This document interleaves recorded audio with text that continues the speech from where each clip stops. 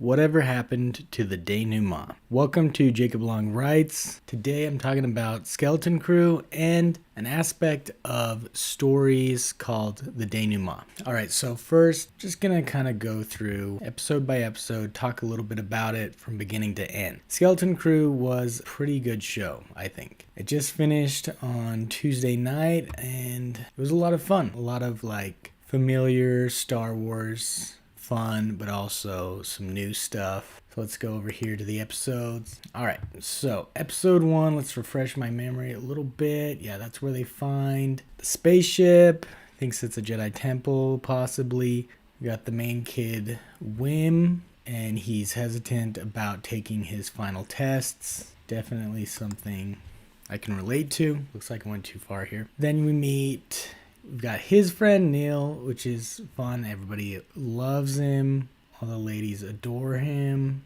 Let's see. And then Fern and KB, the tough girls, and their buddies as well. And it's fun to see the dynamic between the two groups of friends and then how they all become friends. Yeah, and then let's see. The first episode, basically the episodes are pretty short, which is something that's not the greatest. It doesn't ruin it, but it is kind of hard to watch one episode at a time just because they're so short. But yeah, it's pretty cool. Each of the characters have their own little dynamic, their personalities, and the way they interact with each other is pretty fun. Even the adults, they've got their own thing going on, but they're definitely supporting characters. Except for Jude Law, he's pretty prominent. But he doesn't come along till the second episode. I think he might be at the end of the second episode. Yeah, so they break out, I think at the end of the first episode. They're in the spaceship and they get out past the barrier, maybe. And then in the second episode, they explore. They come upon the pirates. The pirates, that's a really cool thing to include. It fits right into Star Wars. I mean, we've already seen kind of hints of that. Han Solo's a smuggler. It just fits right in. It's fun to see kind of the pirate theme, pirate type characters integrated into Star Wars with the droid. What's his name? Now I gotta go back. But yeah, the droid was pretty cool. The pirate people. It did remind me a little bit. It was reminiscent of Guardians of the Galaxy, I felt like, which, kind of integrated its own kind of pirate theme into itself anyways. And it didn't, copy it in a way that it was, obvious or, it didn't feel fake. It felt like they developed their own thing, and that was pretty cool. Let's see. Yeah, so SM33, voiced by Nick Frost, he was pretty fun. All the characters were pretty great. I don't think I have any complaints about any of the characters. Walk through here again. I don't know why it keeps going back so far. So, meet up with the pirates. Oh yeah, I love how this At-Atten, everybody kind of knows about it, but it's like a legend. It's like a myth. Or they know that it once existed. It doesn't exist anymore. I feel like that's pretty cool.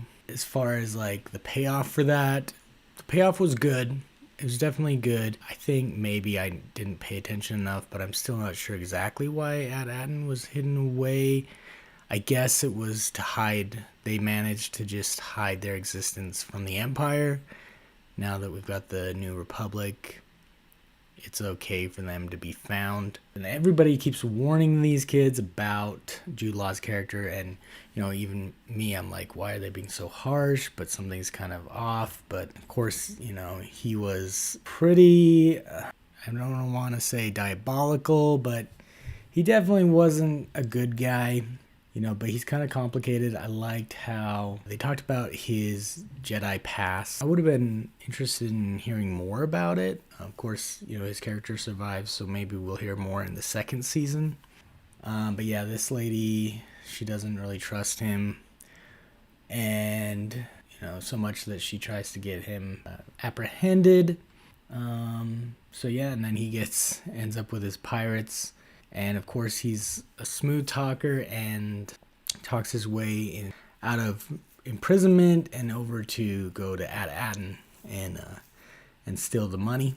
eventually kills the other captain. I think I do need a rewatch of like the beginning episode where they have that flashback where it's showing the pirates. I can't remember exactly what went down there, so I need to watch that again. But the pirates, it's been really fun with them, and then the dynamic between the kids. The one episode where they found the other planet that was like Atatin, that was interesting. It was almost like a parallel universe, but it was just a different planet, I guess, that was set up in the same way. It's kind of strange with this whole planet thing, is like we just see one city, but of course, it's kind of hard. They're going to have to expand the story and take up a lot of runtime to have characters from all over this planet. So I understand that.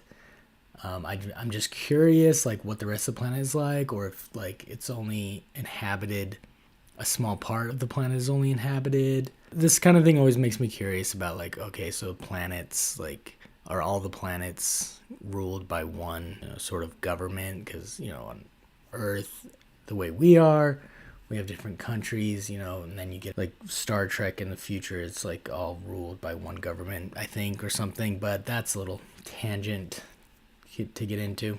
Another thing to talk about with Jude Law's character, Jod, former Jedi. I did like that he could wield the Force. It was interesting to hear about that. Pretty cool. Very interesting character. I like him, but I don't.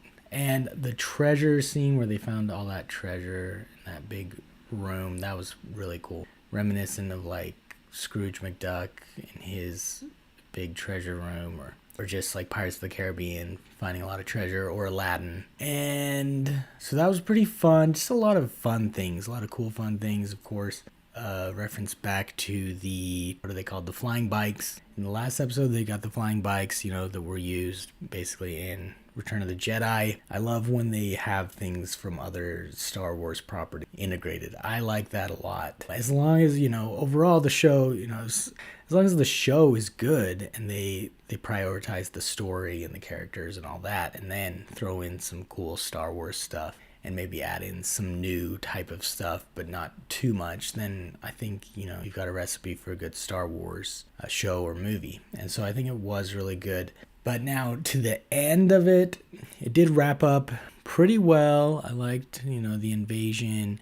I felt a little hokey with him easily just destroying the leader, or whatever it was called, the droid that was the leader. Just destroying him so easily, and then of course the other droids just shut down and the whole power grid shut down. But it was just reminiscent of, just remind me of, even as far back as Independence Day, where the mothership gets destroyed, so all the other ships go down. Avengers did it as well.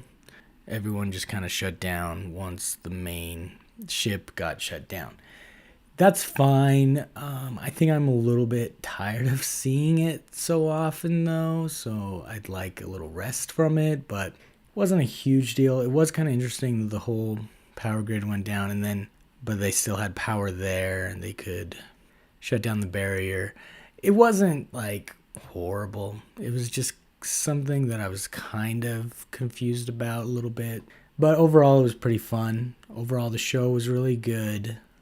A lot of fun characters.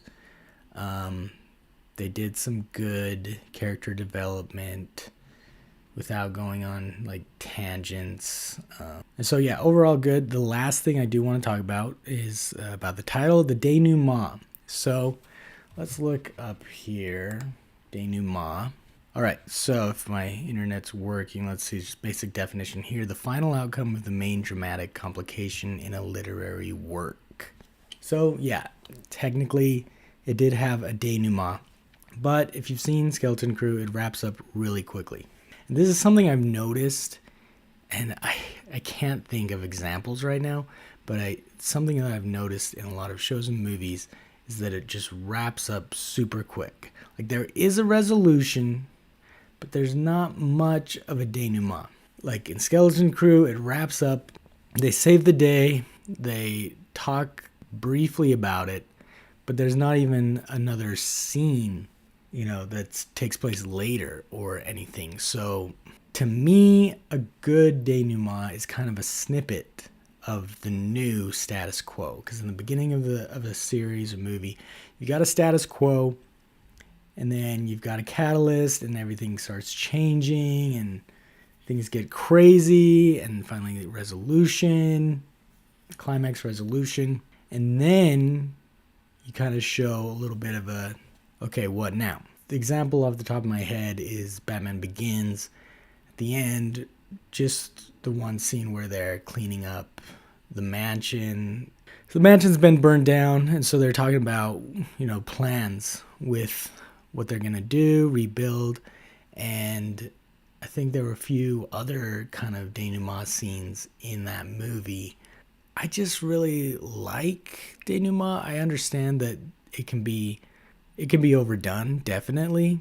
But to me, it's a very important part, especially like if I like something, I've been invested in these characters, and I kind of want to see a glimpse of, okay, what's next? Not necessarily like, okay, I need a sequel, but okay, so this is a little bit of the path that they're on for their lives now. So that's I kind of like that. But anyways, let me know what you think about Skeleton Crew overall, and about the ending, the denouement, or lack thereof. And thank you for watching, and take care.